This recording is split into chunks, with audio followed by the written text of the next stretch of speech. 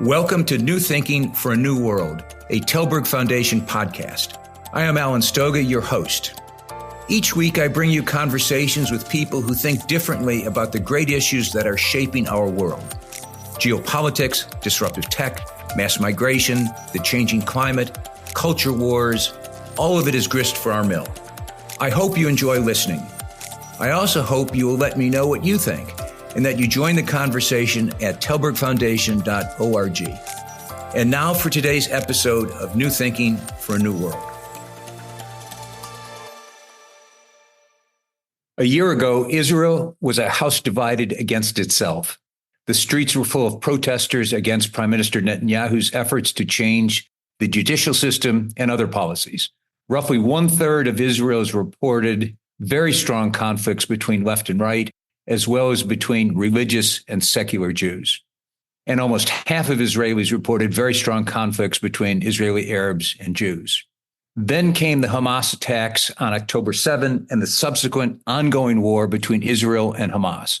Both have been catastrophic for Palestinians, for Israelis, for the region. And of course, that story isn't over. But it seems to me like the right time to try to explore how the past year has affected ordinary people, their daily lives, their hopes, and their fears for the future.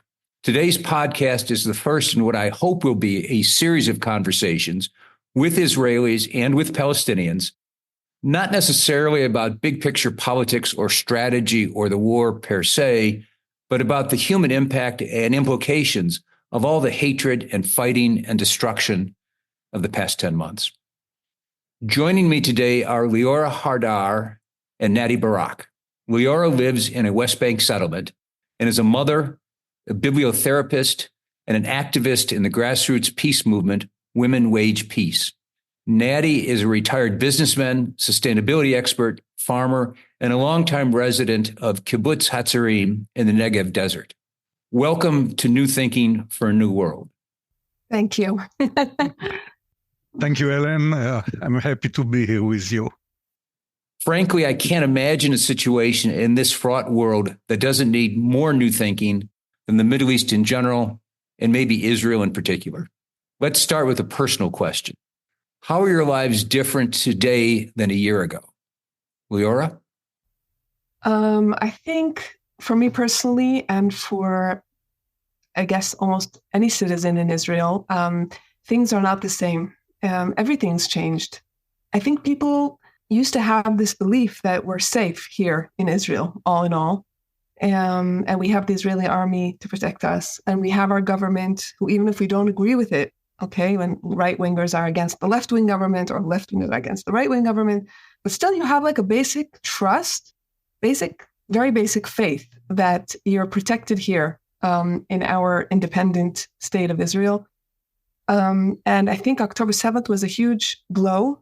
And for many people, Israel is a small country, as you probably know very well. And so, for example, also personally myself, and also almost all my friends, family I know, the community I live in, everyone knows someone who was either kidnapped or murdered or injured. Okay, there's almost no one in Israel who doesn't have a connection or relation, because the numbers of the numbers on October 7th were so high, and Israel's a small country, and everyone's kind of connected in a way. So the feeling was that we all know people, and it hit so close to home. I think people before October 7th had more faith in the possibility, I think, of coexistence here in Israel, and for many people, that kind of crashed and was broken. And I feel it's going to be very hard, very difficult to rebuild the trust, the basic trust.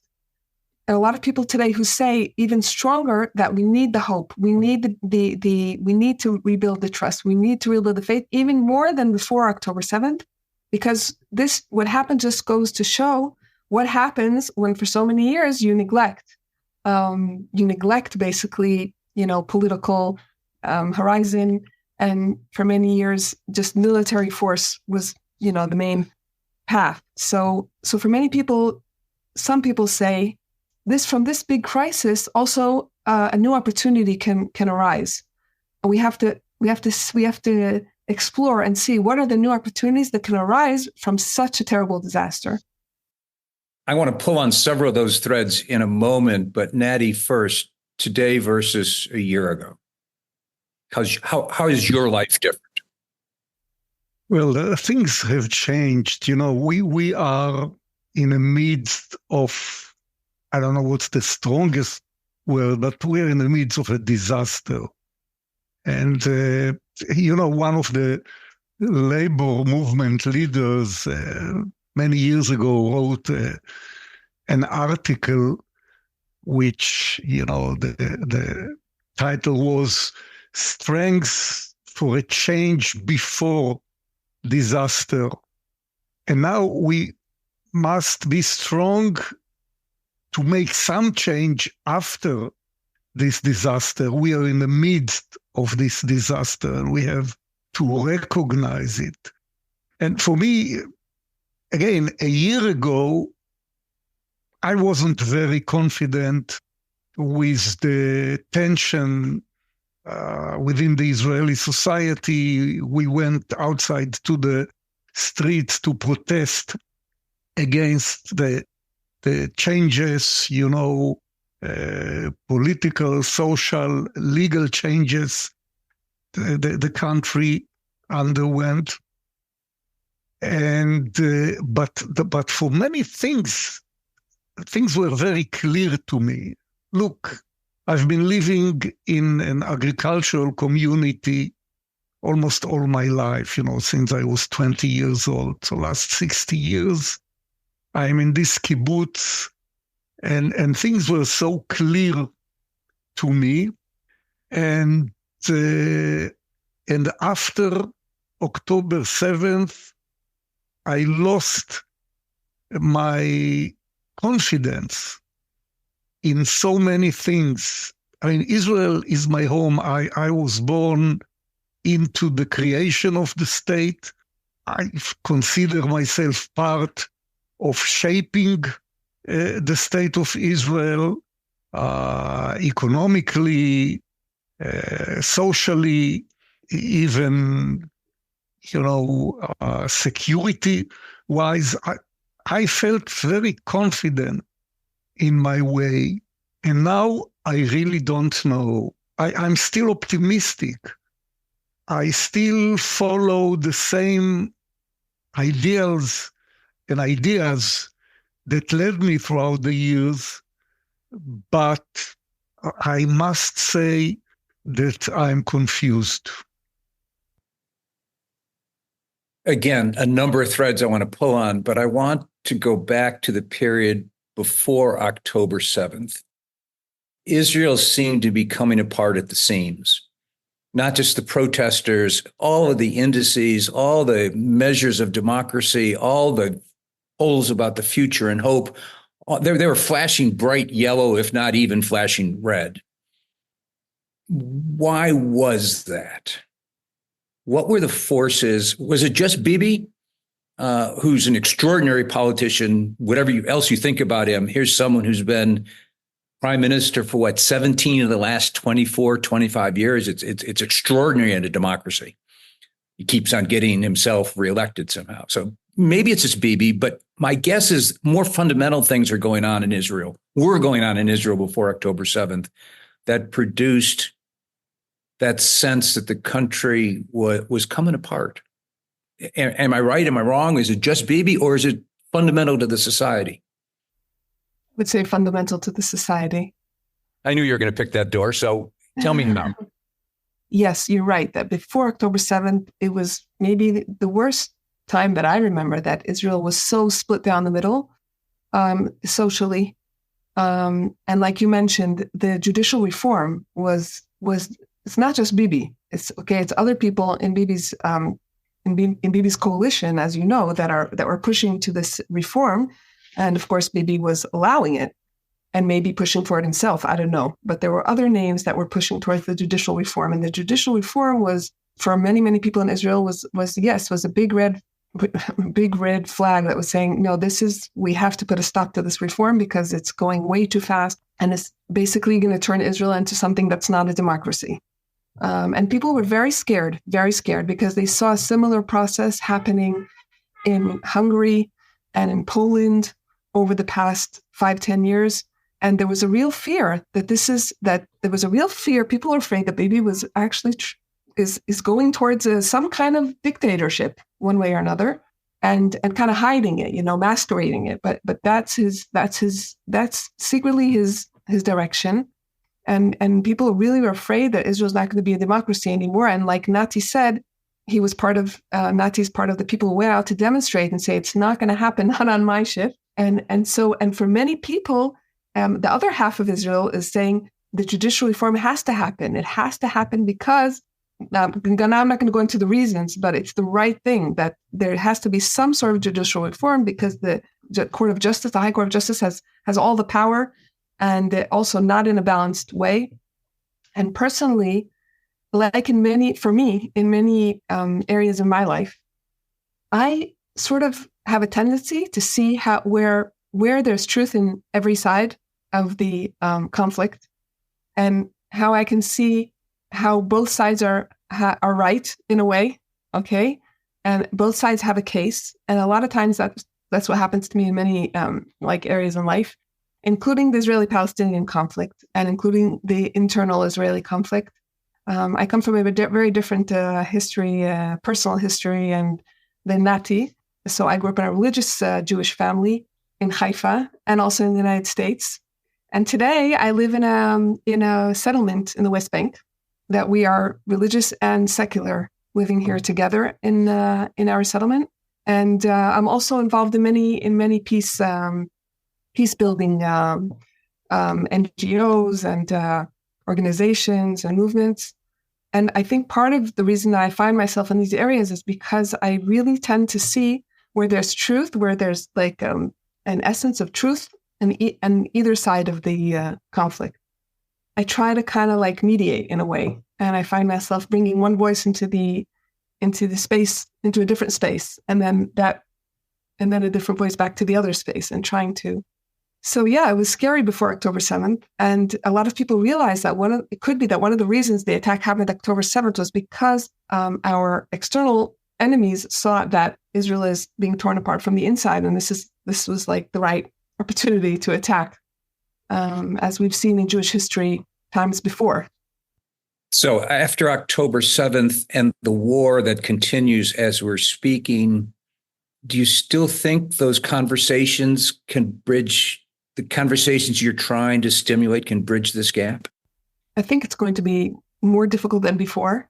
I can say from personal experience that over the past 10 months, more or less since October 7th, different movements, and different initiatives that are Israeli-Palestinian or as Jewish as Arab and such, and maybe Naty has a similar experience. A lot of these, Peace Now and Women Wage Peace and Roots and Combats for Peace, a lot of these NGOs, there was really a difficulty after October 7th to continue the dialogue. And a lot of these NGOs took a pause of a few weeks to a few months even, and slowly are now coming back to dialogue, coming back to meetings. But yeah, there's a feeling that you have to kind of rebuild it again, not from scratch, but yeah, you have to rebuild because something was really broken on October 7th.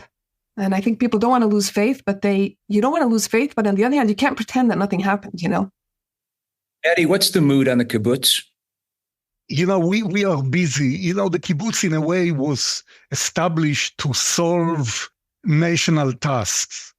So just, a small story. One of the kibbutzim that was hit, you can't say hardest on October 7th, but became kind of a symbol, is Kibbutz Be'eri. Kibbutz Be'eri is the same size as my kibbutz, Hatzerim, was established on the same night on October 1946, and a relatively successful kibbutz. 100 members were massacred, were butchered on the kibbutz. And they are coming to live. We decided they were evacuated to a hotel next to the Dead Sea. And we decided in Kibbutz Hatzerim to build a temporary kibbutz for them. So we are busy doing things. We are busy offering solutions to this specific challenge. So this is our mood, and we are busy. We are keeping busy with that. And then, of course, many of our young members are on reserve duty in the military. So we feel it in some of the branches of the kibbutz. So we are, but again, I myself spend most of my time in a group which is relatively very homogeneous. People around my age or a little bit younger, people that took part in shaping, and people that are not afraid to use the words values, ideology, liberal. And most of my friends went and participated in the demonstrations. And again, we didn't call it the judicial reform. We called it the judiciary revolution because of the way that is conducted. And again, I'm not against. I think that reform is always something positive and should take place. But after, I was always very optimistic and thought that the only solution for the Israelis and for the Palestinians is to have what we call the two-state solution, to have a Palestinian state and to have, of course, the state of Israel. And you asked about Bibi. I think that Bibi is master of orchestrating masses. And because of his personal challenges, the legal case and so on, he kind of moved a focus from taking care of Israel and our future to taking care of Bibi Netanyahu and his future. And this is terrible. And it was terrible when he led the judicial revolution. And it is terrible when he is doing it, running the war now. So I'm still optimistic. I still think that peace will come.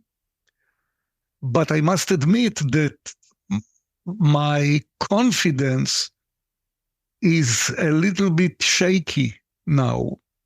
And not only because what's happening in Israel, but also the terrible things that we saw on October 7th. I mean, I used to work in Gaza. I used to sell drip irrigation to farmers in Gaza. And farmers are farmers all over the world, and I enjoyed very much working there. This was many, many years ago. And I felt that the people there, we can make peace with them. And always said, half jokingly, that the problem is politics and governments and so on.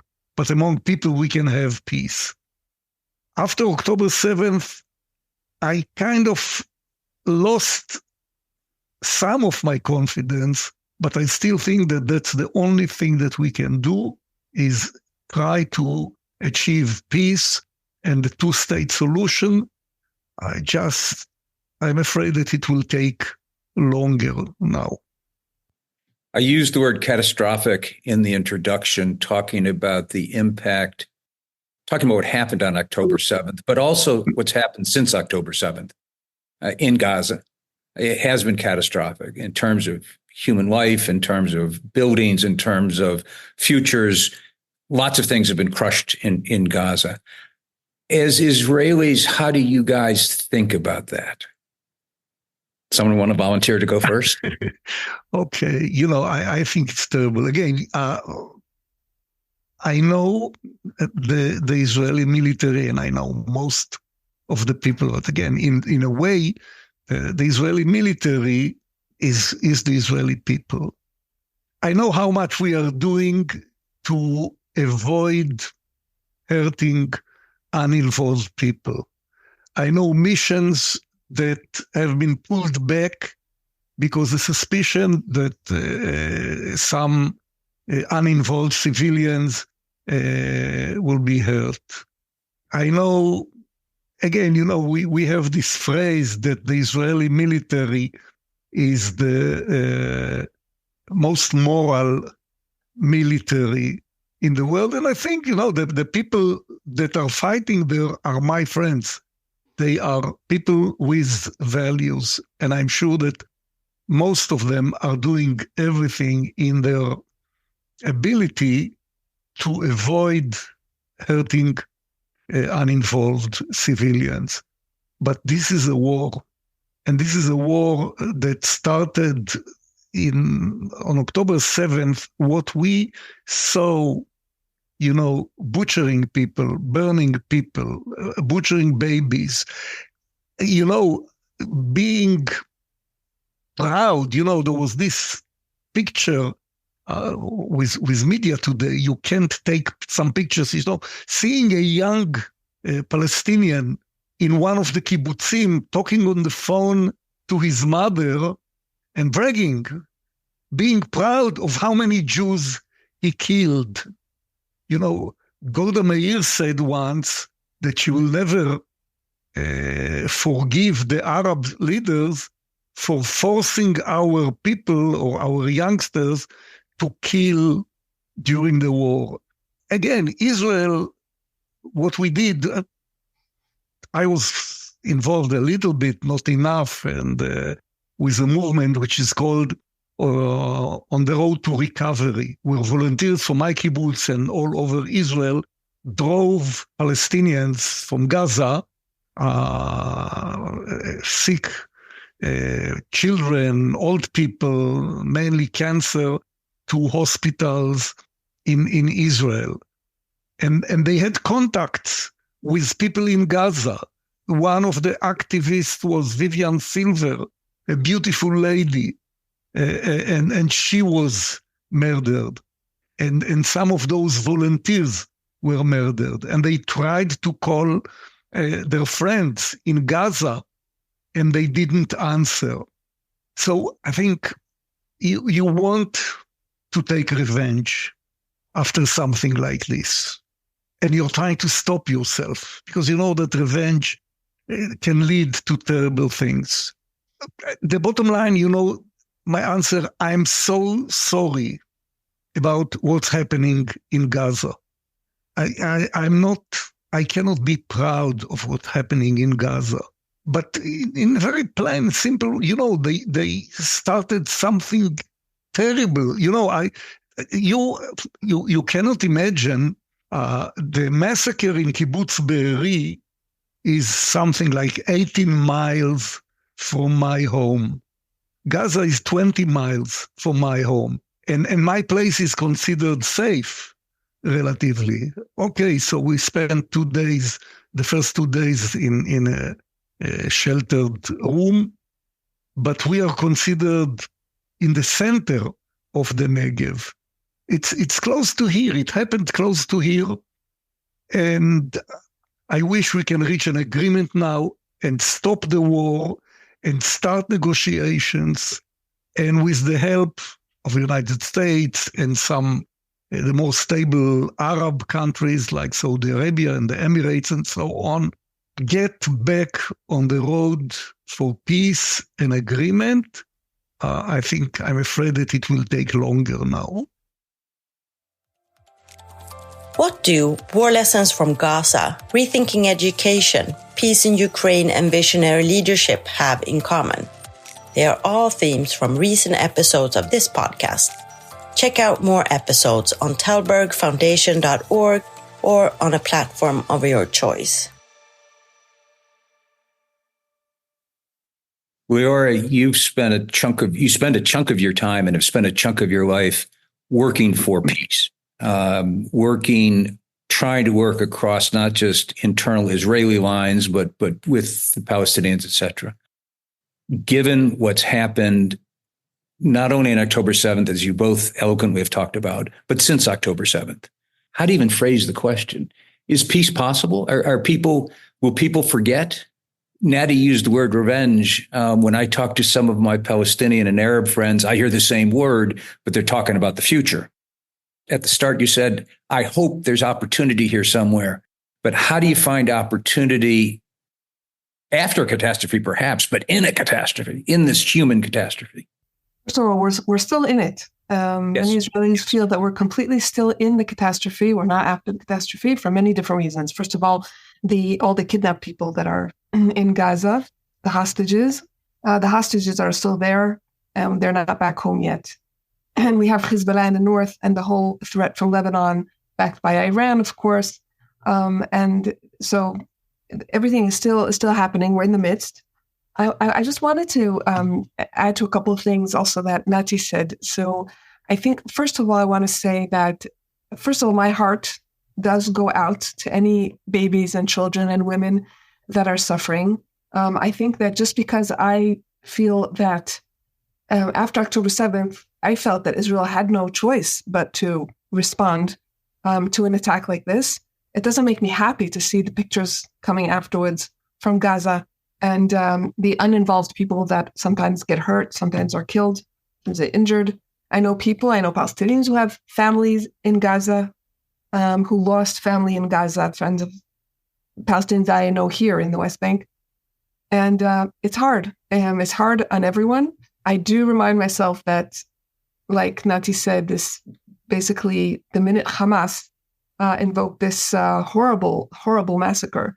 So when I see pictures from Gaza, I remind myself that Hamas is who brought upon this terrible catastrophe on Gaza. And one of the reasons that Hamas, I hope, will in the end not be in charge of Gaza and will be replaced by something more moderate is really not just for Israel, but also for the people in Gaza, because they're being controlled by Hamas, which is horrible for them as well. And I think that people to people on the ground, grassroots movement are a wonderful thing. I think when I meet Palestinians on the ground, neighbors of mine or people I know, not in the high politics, people want, a lot of times you meet people and they want to live a peaceful, quiet life. They want to, raise their children. In Gaza over the past 18, 20 years, Hamas has been in charge. And since that day when Israel pulled out of Gaza, and more or less 6 months later, Hamas was elected. And since then, Hamas has been ruling. I feel that less and less people in Gaza are so-called neutral, because the moment children who were then 5 years old and are now 25, in 2024, were raised the past 20 years in kindergartens and schools and summer camps of Hamas, then even when you talk about uninvolved or you talk about, just people, that people to people we can connect. I feel like when Naty said, yes, it could be that 30 years ago, that was the situation. But I feel like the whole generation that grew up in Gaza in the past 20 years have grown up under Hamas and under Hamas education. And this is our biggest, for me, this is one of our biggest tragedies, is that we allowed this to happen, like right outside, right on our fence in the south, just like Naty said, very close to where Naty lives and the other kibbutzim. And just beyond the fence, this was what happened over the past 20 years, so much hatred of the existence of the state of Israel. So going back to the idea of the two-state solution, I think a lot of people today in Israel have partly lost faith in this idea of a two-state solution because they realize that Hamas and Islamic Jihad, as we all know, they are not opposed to the fact that Israel is controlling the West Bank. And Hamas is not the kind of party that would say, oh, if you just let us have a Palestinian state alongside with you, then we'll live in peace side by side. No, Hamas wants the complete destruction of the state of Israel, and only then it will rest, okay, backed by Iran, etc.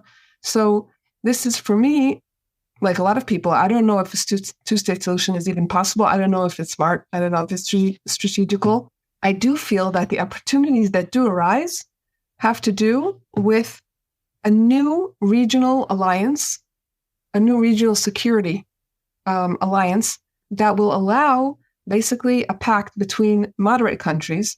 And if Israel can create this regional, it's not Israel and the Palestinians. It's not Israel versus Hamas. This is an illusion. It's on a much larger scale. It's a regional conflict and maybe even a world war. So there's, Iran and Russia and China, and there's Israel, United States, certain European countries, moderate Arab countries that Naty mentioned before. If we can create a strong alliance of moderate countries who want to live in peace and oppose Hezbollah, Iran, Hamas, and I think only in that way we can and try to also create a new, maybe kind of Palestinian authority that is willing for peace, as opposed to Hamas and Islamic Jihad and Hezbollah. If we have a new Palestinian authority that is willing to live in peace with Israel, then we can work towards a regional, better future for the region. But yes, it's very difficult. And I'll just say, because Naty mentioned Golda Meir and something she once said, so I'll say something else that Golda Meir, I think it was Golda Meir that said that if the Arabs will put down their guns, there will be peace. But if the Jews put down their guns, there won't be Israel. And that is basically what we've been dealing with the past 75, 80, 100 years here in this area of Israel. And that's basically the feeling of many, many people in Israel today, I think. We don't like to fight. We don't like to have the military. We don't like the fact that we all have to go to war. My husband is in the army. My sister, her husband is in reserve. My sister's son is joining the army now and is going to have to go fight. We're not happy about it. We're not excited about it. But we really don't have any other choice. And this is how we're feeling. Let me switch gears slightly, but it's related. I've seen reports that something on the order of 500,000 Israelis have emigrated over last year, in a process that continues. And that there are fewer, not surprisingly, during a war period, coming into the country. There's a sense, certainly outside Israel, that something fundamental has changed in Israel for the worst, not just during the last 10 months, but before then. What's Israel's future like 5 years from now, 10 years from now? Alan, it's a tough question. I think I have to be optimistic. The way that I see Israel is, and again, I'm busy. My business, you're familiar with it. You are helping farmers all over the world to grow more with less. Israel is the startup nation. Israel is liberal. Israel is sending aid to many countries all over the world.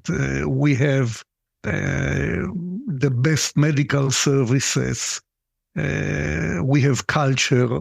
We have, in essence, society which is very open, very liberal. I keep repeating this word. And when you ask this question, I stop for a minute and I look, and there is something.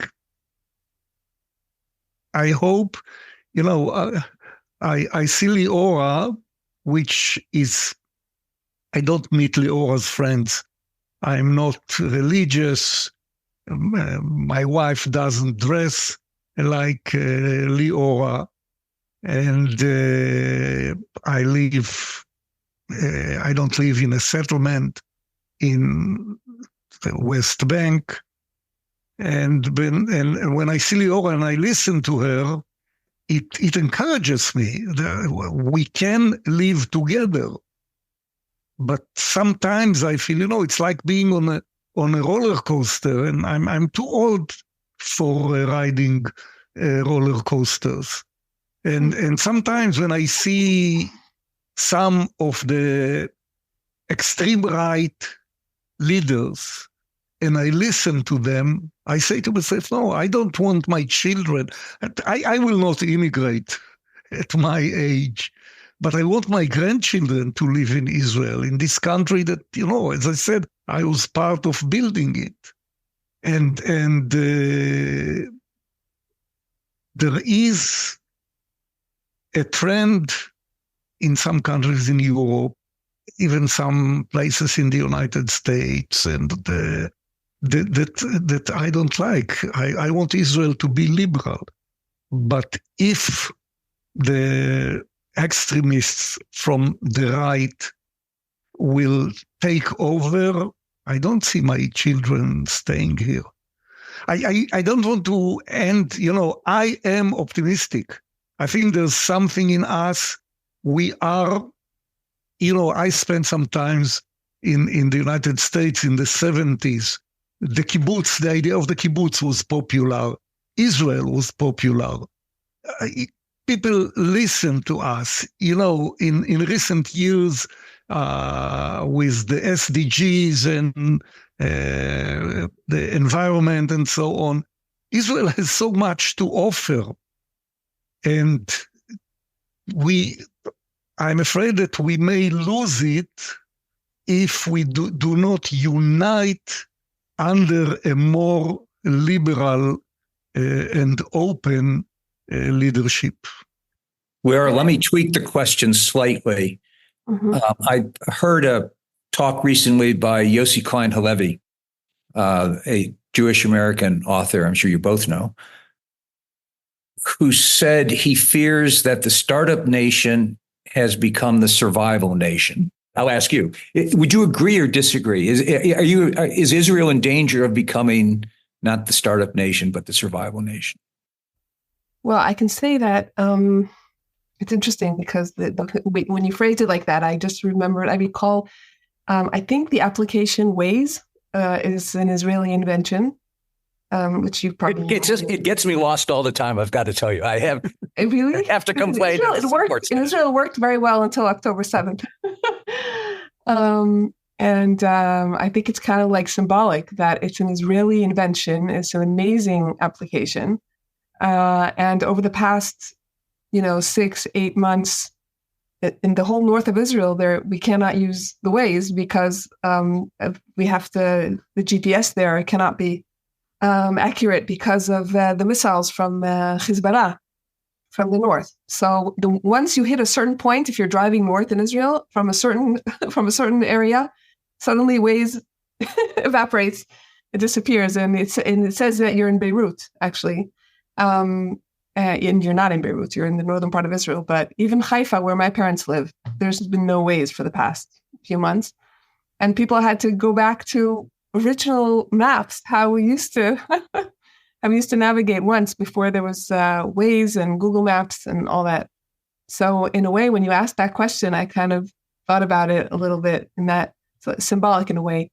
I do see that, like Naty said, we're going through a very rough period. And I have friends personally that I know who left Israel and moved to live in the United States or in Europe, also before October 7th, during the half a year before October 7th.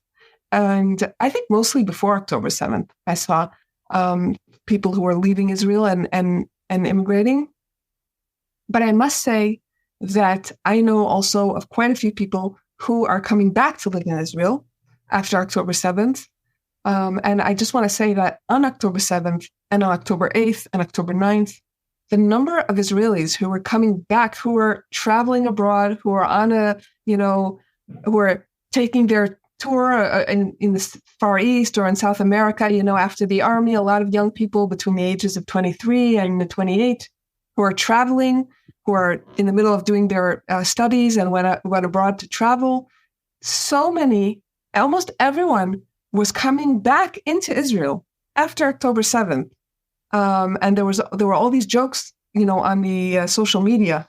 A lot of these jokes were saying any normal country, when a war starts, people people are escaping out of the country. And Israel's the only country where a war begins and everyone's trying to get back in. And the flights were full and Israelis were in the airport saying, I have to get back to Israel. I have to get back to Israel. I have to get to my unit. I have to get back to my family. And it was crazy situation, how many people were trying to come back.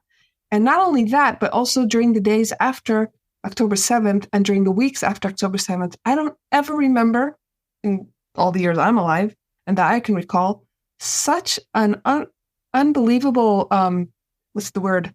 And everyone tries to come together and try to help in any way they can. Okay. From emotional therapy, military, things that were missing for the army, food for soldiers, any kind of equipment that soldiers need, from underwear and towels and shampoo and everything that was being shipped to where the soldiers are. Families that were evacuated, like Naty said, from kibbutzim that were put in hotels. So many people are displaced now. Thousands and thousands of Israelis are living in other places and cannot live in their home. And the volunteering that was going on with first, the number of WhatsApp groups that was open, even just to do laundry for families who were evacuated from their homes, and people who didn't even know these families were taking their clothes into their homes and doing laundry for them and bringing it back to their hotel or to wherever they were staying. It was unfathomable. I couldn't even understand how so many people can do so much good for complete strangers. And it was for me, it was in a way, it was such a hard time, but also it was so moving. It was so moving to see the volunteering spirit of the Jewish people or of the Israeli people during these months. And for me, it was a big wow, really wow. And I feel like, I think for a specific number of months, yes, we're in survival. And it makes sense, I think, after an attack like October 7th, which Israel, from when Israel was founded, I don't think we went through something like October 7th ever. And I think that it makes sense that, first of all, you're in a survival mode. But the question is, where do we move from here? And I want to be optimistic, just like Naty. And I want my children to live in Israel.